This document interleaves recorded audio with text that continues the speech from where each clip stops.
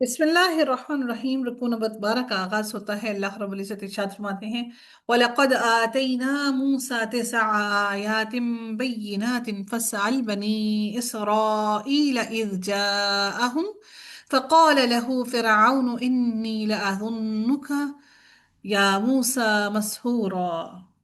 اللہ رب العزت فرماتے ہیں اور بلا شبہ یقیناً ہم نے موسیٰ کو 9 واضح معجزات دیے، 9 واضح معجزات ان کو دیے۔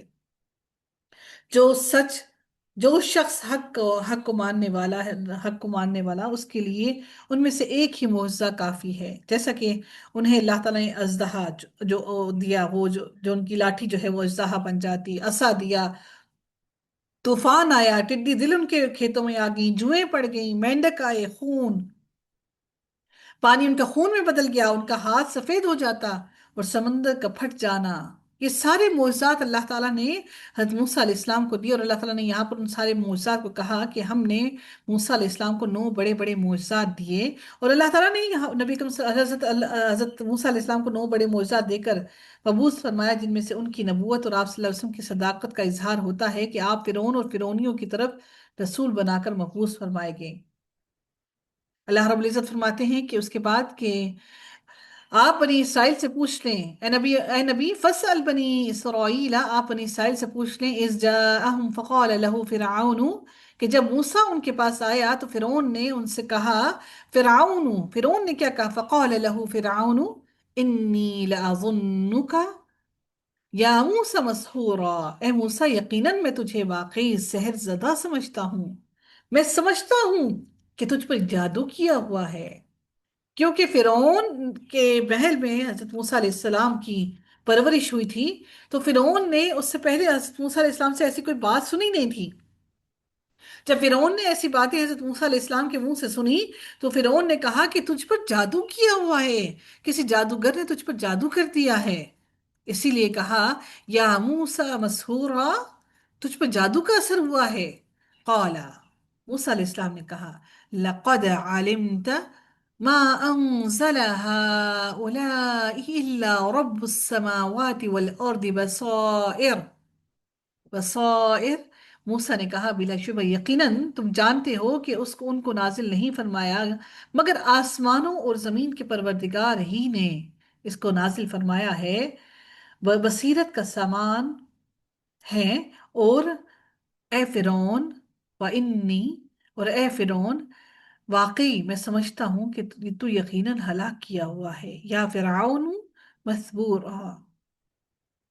یعنی واقعی میں سمجھتا ہوں کہ تو یقیناً ہلاک کیا ہوا ہے، یعنی اے فرعون میں جانتا ہوں کہ تو ضرور دھتکار کر اللہ تعالیٰ کے عذاب میں پھینکا جانے والا ہے، کیونکہ تو اللہ کی راہ پر نہیں آ رہا، تو صحیح رستے کو نہیں اپنا رہا، تو یقیناً تو اللہ کے عذاب کی طرف پھینکا جانے والا ہے۔ فَأَرَادَ أَن يَسْتَفِزَّهُم مِّنَ الْأَرْضِ فَأَغْرَقْنَاهُ وَمَن مَّعَهُ جَمِيعًا۔ پھر فرعون نے ارادہ کیا کہ انہیں زمین سے اکھاڑ پھینکے، تو ہم نے اس کو اور جو اس کے ساتھ تھے سب کو غرق کر دیا۔ یعنی حضرت موسیٰ علیہ السلام کو وہ مارنا چاہتا تھا، اپنی ڈکٹیٹرشپ کو ظاہر کرنا چاہتا تھا، سچی کرنا چاہتا تھا، تو اس نے حضرت موسیٰ علیہ السلام کو ختم کرنا چاہا، تو اللہ تعالیٰ فرماتے ہیں کہ ہم نے ہی اس کو غرق کر دیا اور اس کو اکھاڑ پھینکا، اس کی جڑیں ہی کاٹ ڈالیں، اس میں سے کوئی باقی نہ بچایا۔ وَقُلْنَا مِن بَعْدِهِ لِبَنِي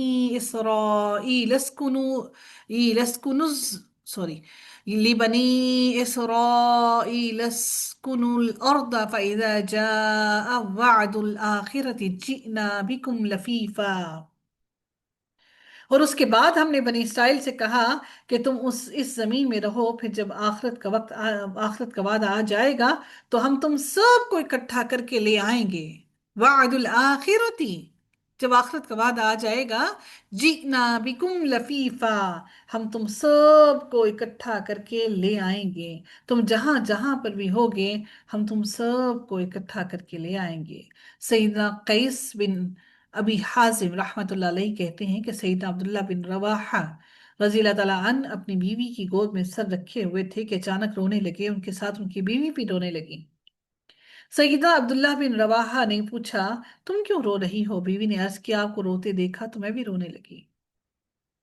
सईद अब्दुल्ला बिन रवाहा रज़ी अल्लाह तआला अन्हु ने फरमाया, मुझे अल्लाह ताला का ये फरमान याद आ गया, वा इम मिनकुम इल्ला वारिदुहा, तुम में से कोई ऐसा नहीं जिसका जहन्नुम से गुजरना हो। अल्लाह अकबर। और मुझे मालूम नहीं कि जहन्नुम के ऊपर रखे हुए पुल सिरात से गुजरते हुए हम बच सकेंगे या नहीं।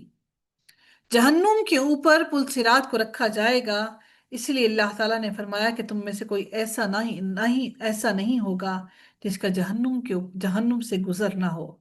हर इंसान जहन्नुम के ऊपर से गुजर के जन्नत में जाएगा, ताकि वो अल्लाह ताला का शुक्र अदा करे कि अल्लाह रब्बुल इज्जत ने उसको इस जहन्नुम की सख्तियों से बचा लिया। सईदना अबू मैसरा रज़ी अल्लाह ताला अन्हु जब अपने बिस्तर पर जाते तो कहते, ए काश मेरी माँ मुझे मुझे ए काश मेरी माँ मुझे ना जन्नती और ना जनती, ना पैदा करती यानी ना जनती और रोने लगते। उनसे कहा गया, ए अबू मैसरा क्यों रोते हो? सैयद अबू मैसरा रज़ी अल्लाह तआला अन्हु फरमाते हैं, हमें ये तो मालूम है कि हमने जहन्नुम के ऊपर से गुजरना है, लेकिन ये इल्म नहीं कि निजात होगी या नहीं होगी। सहाबा कराम इस कदर डरते थे, और हम सारा दिन टीवी, ड्रामे, मूवीज और इन चीजों में पड़े हुए, दुनियादारी में पड़े हुए, और खौफ पास नहीं आता कि हम जहन्नुम में से दाखिल होंगे या बच जाएंगे। या हम इतने नडर हैं कि हमें लगता है कि हम उस जहन्नुम की सख्तियों को बर्दाश्त कर जाएंगे।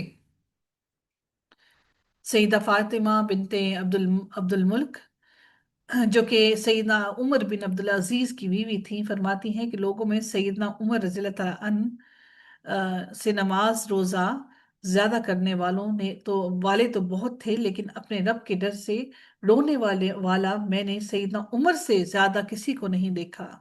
जब नमाज इशा से फारिग हो जाते तो अल्लाह के हजूर हाथ बुलंद कर लेते और मुसलसल रोते रहते, हत्ता कि नींद गालिब आ जाती, जगाया जाता तो फिर अपने हाथ बुलंद करके रोना शुरू करते, और हत्ता कि फिर आंखों में नींद गालिब आ जाती। क्या हमारा रोना इस कदर अल्लाह से ज्यादा है? क्या हम इस कदर रो रो कर गिड़गिड़ा गिड़गिड़ा कर अल्लाह से मांगते हैं? एक दिन रो लिया, रोते भी किस लिए हैं? दुनिया के लिए, दुनिया के माल के लिए, दुनिया के पैसे के लिए, दुनिया के सुकून के लिए, अपनी औलाद के लिए, अपने शोहर के लिए, अपने बहन भाइयों के लिए, अपने वालिदैन के लिए। नहीं रोते तो अल्लाह ताला की, रब की याद में कोई नहीं रोता, रब की मुलाकात में कोई नहीं रोता, अल्लाह ताला को याद करके कोई नहीं रोता, उसके डर और खौफ से कोई नहीं रोता, जहन्नुम की सख्तियों को याद करके कोई नहीं रोता। तो फिर अल्लाह ताला हमें किस तरह से माफ कर दे, वो हमसे मोहब्बत कैसे कर ले कि हम एक उठते हैं और फटाफट खड़े होकर नमाज पढ़ के निकल जाते हैं।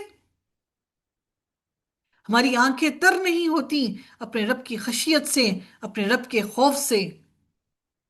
फिर हम कैसे समझते हैं कि अल्लाह ताला हमारे रास्तों को आसान करे और हमारी जिंदगियों को आसान कर दे।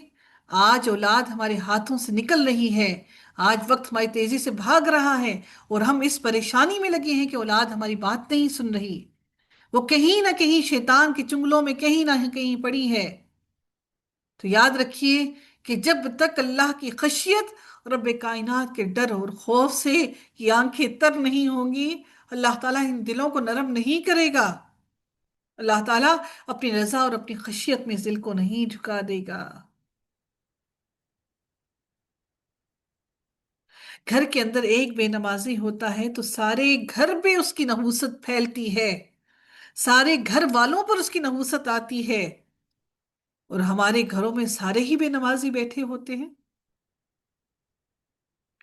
अगर हम कह दें किसी को, गलती से कह दें किसी को, तो आगे से जवाब सुनने को ये मिलेगा कि अपनी नमाजों की फिक्र करो, हम पर अपना हम पर अपना लेक्चर ना झाड़ो। तो नमाज पढ़कर, अल्लाह को याद करके, अल्लाह ताला को राजी करके उसके सामने खड़े होकर हम किसी पर एहसान नहीं कर रहे, ये हम पर फर्ज है। इसलिए क्योंकि हम उसके गुलाम हैं, और गुलाम की कोई अपनी जिंदगी, अपनी कोई खशियत, अपनी कोई मर्जी नहीं होती। پھر میرے رب نے اگلی آیت میں مزید ارشاد فرمایا، وَبِالْحَقِّ أَنزَلْنَاهُ وَبِالْحَقِّ نَزَلَ وَمَا أَرْسَلْنَاكَ إِلَّا مُبَشِّرًا وَنَذِيرًا۔ اور ہم نے قرآن کو حق کے ساتھ نازل کیا ہے، اور حق کے ساتھ ہی وہ نازل ہوا ہے، اور ہم نے آپ کو خوشخبری دینے والا اور ڈرانے والا بنا کر بھیجا ہے۔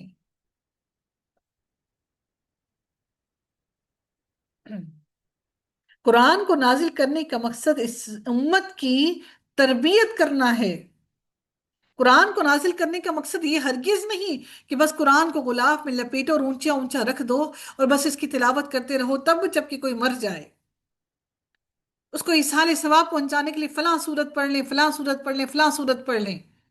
کوئی انسان جب مرگ موت پر ہوتا ہے، جب بستر مرگ پر ہوتا ہے، تو ہم سارے کے سارے گھر والے اٹھا کر کوئی سورہ یاسین پڑھنے لگ گیا، کوئی سورہ رحمان پڑھنے لگ گیا کہ جی پڑھیں اس کی آخرت، اس کا مرنا آسان ہو جائے۔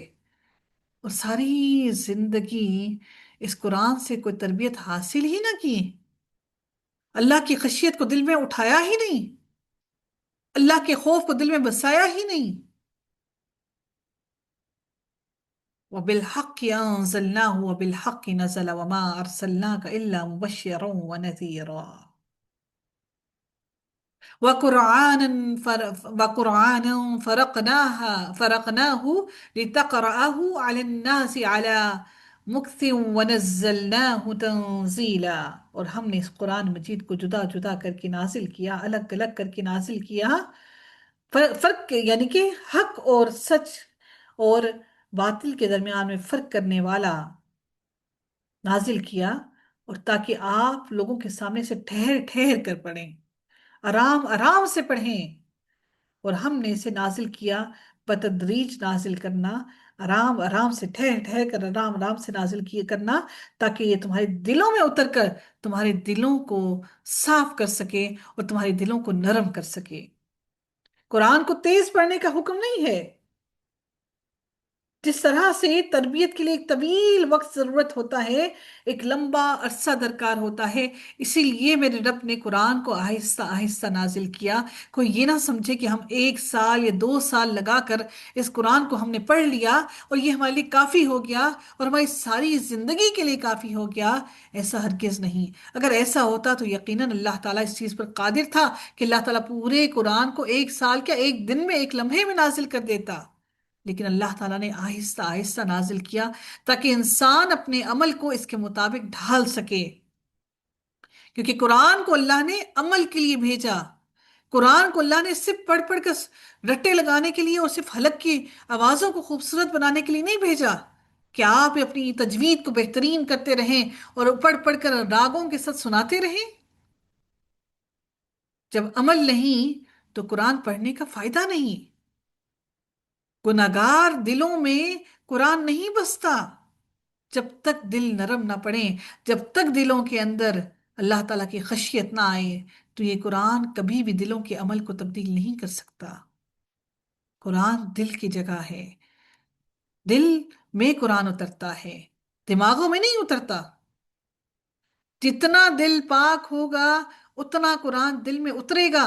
جہاں دل کے اندر شیطان اترتا گیا دل سے قرآن نکلتا گیا۔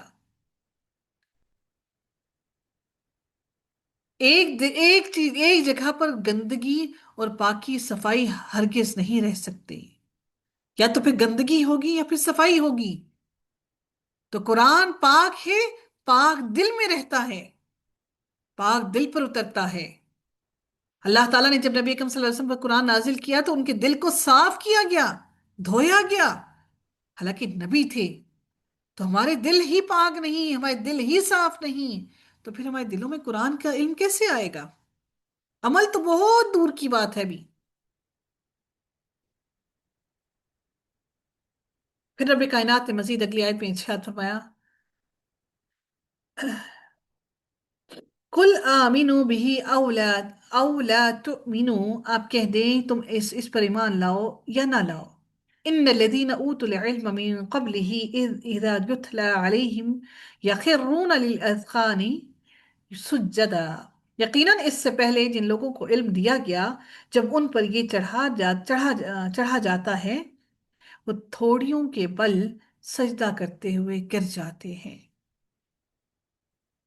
जब ये इल्म उन लोगों पर, जब ये कुरान उन पर पढ़ा जाता है तो वो ठोरियों के बल सजदा करते हुए गिर जाते हैं। वो कुरान के हक होने को पहचानते हैं। जब कुरान उनके सामने पढ़ा जाता है तो वो शुक्र अदा करने के लिए ठोड़ियों के बल गिर जाते हैं कि अल्लाह ताला का एहसान है जिसने आखिरी रसूल का जमाना दिखाया और ये मुकद्दस किताब अता फरमाई।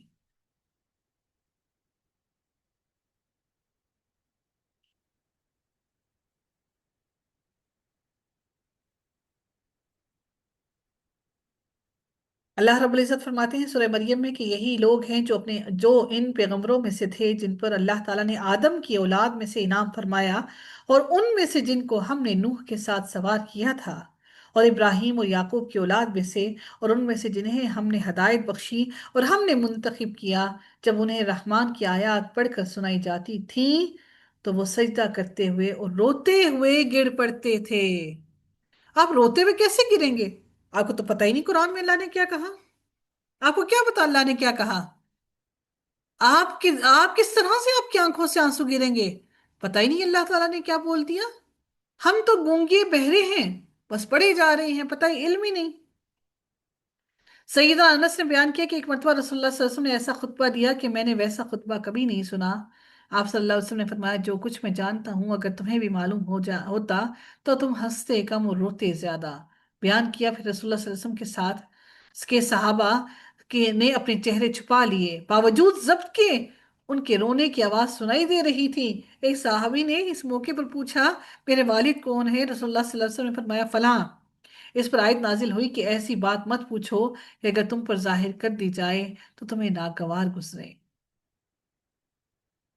रसूलुल्लाह सल्लल्लाहु अलैहि वसल्लम ने फरमाया कि अल्लाह ताला ने मुझे हुक्म दिया कि मैं तुमको सूरह लम यकुनिल लदीन कफरू सुनाऊं। अबी बिन काब बोले, क्या अल्लाह ताला ने मेरा नाम लिया है?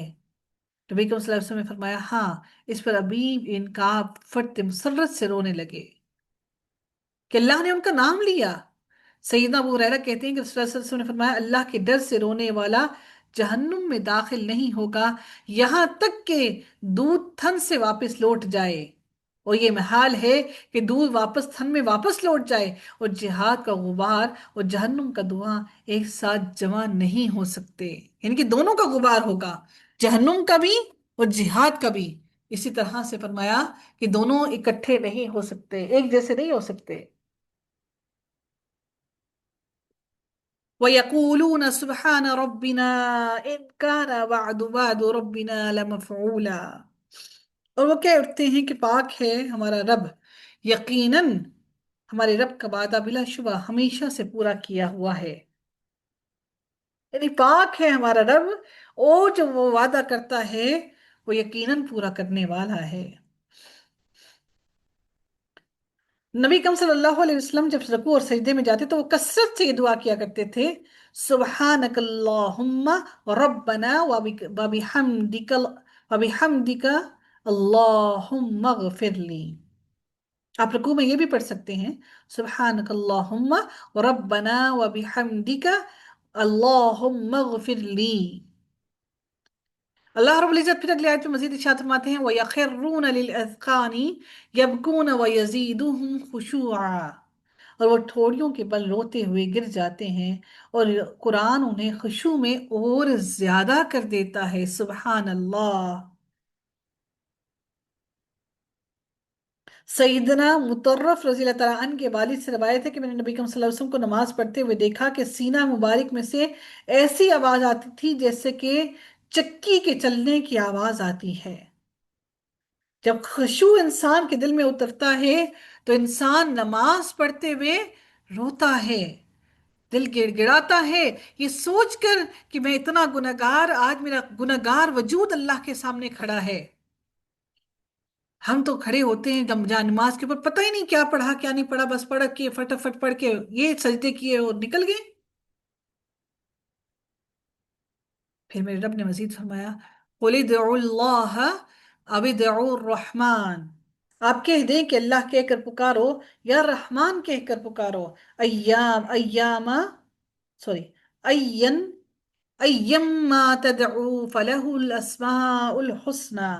جس سے بھی تم پکارو سب بہترین نام اسی کے ہیں، اور آپ اپنی آواز میں، اپنی نماز میں آواز نہ بلند کریں اور نہ ہی اسے آہستہ رکھیں، یعنی کہ نماز جو نماز پڑھنے کا طریقہ وہ بتا دیا گیا، نہ اس کو بلند کریں اور نہ ہی اسے آہستہ رکھیں، بلکہ ان دونوں کے درمیان کا راستہ تلاش کریں، یعنی کہ ہلکی آواز جو اپنے کانوں میں آتی ہو۔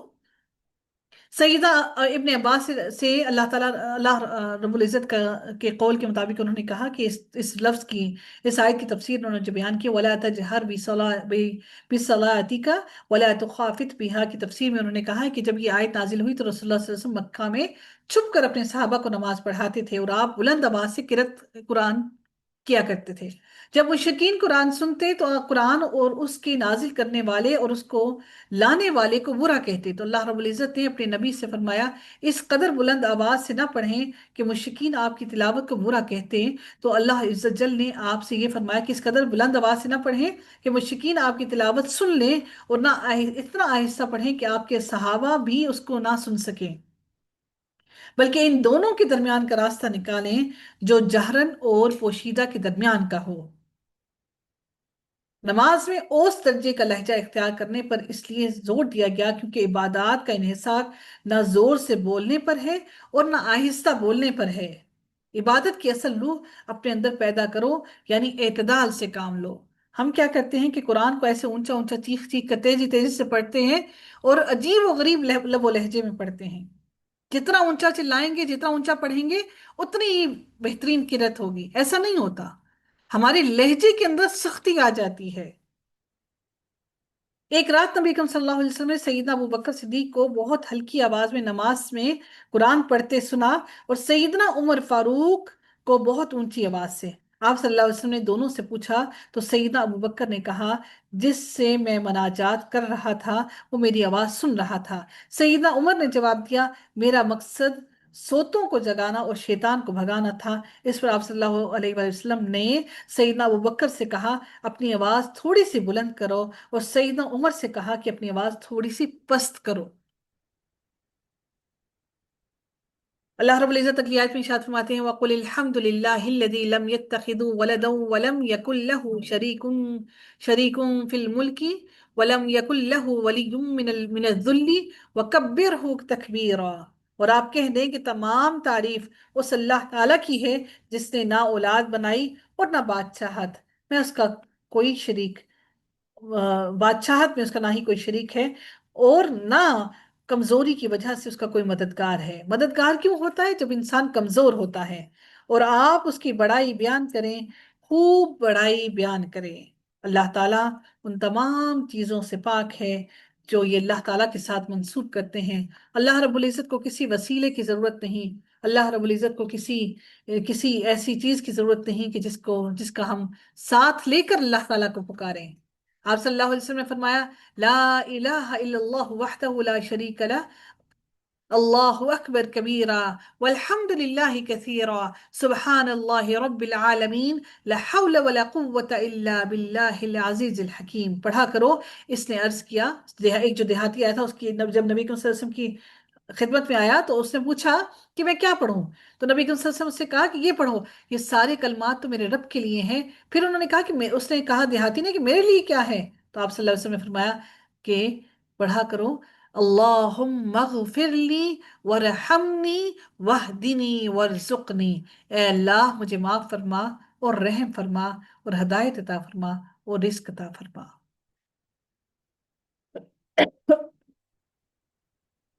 اللہ رب العزت سے دعا ہے کہ رب کائنات ہم سب کو قرآن پر عمل کرنے والا بنائے، اور اس قرآن سے بہترین طریقے سے علم حاصل کرنے کی توفیق عطا فرمائے، اور اللہ تعالیٰ ہمارے دلوں میں کے اندر اس قرآن کو اتار دے، ہمارے عمل کو قرآن کے مطابق ڈھال لے، اپنی خشیت اور اپنی رضا کے مطابق ہمارے دلوں کو ڈھال دے۔